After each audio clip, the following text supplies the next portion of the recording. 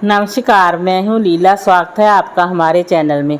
आज का विषय है जितिया व्रत कब है, इसका पूजा विधि क्या है, इसका पारण कब करें और इसकी पूजा का शुभ मुहूर्त क्या है। इस विषय पर बात करते हैं। व्रत के दिन ये 2 गलतियाँ भूलकर भी ना करें। हिंदू धर्म में जितिया व्रत का बहुत महत्व होता है। जितिया व्रत, जिसे जीवित पुत्र का व्रत भी कहा जाता है, ये व्रत संतान प्राप्ति, दीर्घायु और उनके सुखमय जीवन के लिए माताओं द्वारा रखे जाने वाले व्रतों में से एक प्रमुख व्रत है। मान्यता है कि इस दिन सुहागन महिलाएं अपनी संतान की लंबी आयु, आरोग्य और सुखमय जीवन के लिए पूरा दिन निर्जला व्रत रखकर भगवान जीवितमान की पूजा करती हैं। और ये भी माना गया है कि जो महिलाएं या माताएं अपने संतानों के लिए जीवित पुत्र का व्रत रखती हैं, उनकी संतानों को चारों ओर से यश और कीर्ति मिलती है। अब मैं बात करूंगी जितिया व्रत कब मनाया जाएगा। हिंदू पंचांग के अनुसार अश्विनी मास के कृष्ण पक्ष सप्तमी तिथि से 9वीं तिथि तक जितिया पर्व मनाया जाता है और जितिया व्रत शुद्ध अष्टमी तिथि को रखा जाता है, जिसका पारण 9वीं तिथि के दिन होता है। जितिया पर्व 3 दिवसीय होता है। पहला दिन, जितिया व्रत में पहले दिन सप्तमी को नहाए खाए कहा जाता है। इस दिन महिलाएं नहाने के बाद ही भोजन करती हैं। इस साल 2023 को सप्तमी तिथि है। 5 अक्टूबर 2023 दिन गुरुवार को इसी दिन नहाए खाए भी है। दूसरा दिन, व्रत को दूसरे दिन को खुरजितिया कहा जाता है और यही व्रत का खास और विशेष दिन होता है। ये दिन अष्टमी तिथि को पड़ता है और अष्टमी तिथि के लगते ही माताएं व्रत रखती हैं, वो भी निर्जला, जहाँ तक कि रात्रि में भी जल नहीं पिया जाता। इस साल 2023 की अष्टमी है। 6 अक्टूबर 2023 दिन शुक्रवार को और शुद्ध अष्टमी तिथि आरंभ होगी। इस दिन यानी कि 6 अक्टूबर शुक्रवार की सुबह 6:34 से शुरू होकर दूसरे दिन 7 अक्टूबर शनिवार को सुबह 8:08 तक समाप्त होगी। तीसरा दिन, व्रत के तीसरे दिन व्रत का पारण करने के बाद भोजन ग्रहण करने के साथ ही महापर्व जितिया की समाप्ति होती है। इस साल 2023 की 9वीं है।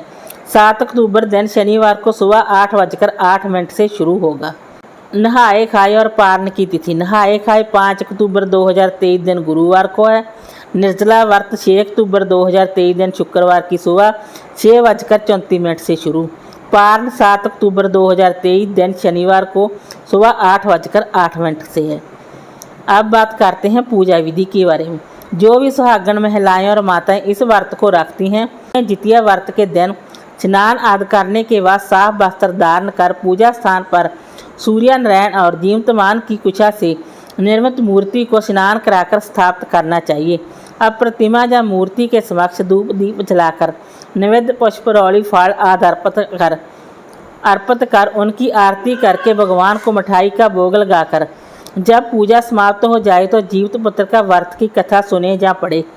इस व्रत में माताएं सप्तमी तिथि को नहाए खाए की तिथि पूरा होने तक ही भोजन करके और जल ग्रहण कर अष्टमी तिथि शुरुआत होते ही पूरे दिन निर्जला व्रत रखती हैं। उसके बाद अगले दिन यानी कि 9वीं तिथि को व्रत का पारण के साथ ही जीवित पुत्र का और जितिया पर्व समाप्त होता है। अब मैं बात करूंगी महत्व के बारे में। धार्मिक मान्यताओं के अनुसार जीवित पुत्र का व्रत महिलाएं संतान की लंबी आयु के लिए रखती हैं। ये व्रत संतान की भलाई के लिए माताएं कठिन उपवास रखती हैं, जिससे कि उनके संतान को दीर्घ आयु और सुखी जीवन का वरदान की प्राप्ति हो। माना जाता है कि अगर कोई व्यक्ति परिस्थितियों से बचकर निकल जाए या फिर किसी व्यक्ति परिस्थिति से किसी के प्राण बच जाएं, तो कहा जाता है कि उसकी माँ ने जरूर जितिया व्रत किया होगा। जितिया व्रत रखते समय ये 2 गलतियाँ ना करें। जितिया व्रत के दिन ये गलती ना करें। जितिया व्रत के दिन बालों में कंघी ना करें, क्योंकि जब हम बालों में कंघी करते हैं तो हमारे बाल टूटते हैं। चाहे 1 बाल टूटे, चाहे 2 बाल टूटे, चाहे अधिक बाल टूटें, बाल जरूर टूटते हैं।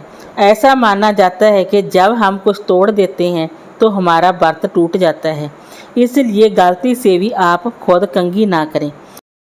कंघी आप घर के किसी और सदस्य से करवा सकती हैं। दूसरी गलती, और इस दिन झाड़ू भी ना लगाएं, क्योंकि कहते हैं कि जब हम झाड़ू लगाते हैं तो हमारे द्वारा छोटे छोटे जीव जंतु मर जाते हैं और हमें पता भी नहीं लगता। ऐसे करने मात्र से, झाड़ू लगाने मात्र से ही हम पुण्य की जगह पाप के भागीदार बन जाते हैं। खुद आप झाड़ू ना लगाएं। वीडियो अच्छी लगी हो तो लाइक कीजिए, शेयर कीजिए, सब्सक्राइब कीजिए। Thanks for watching this video.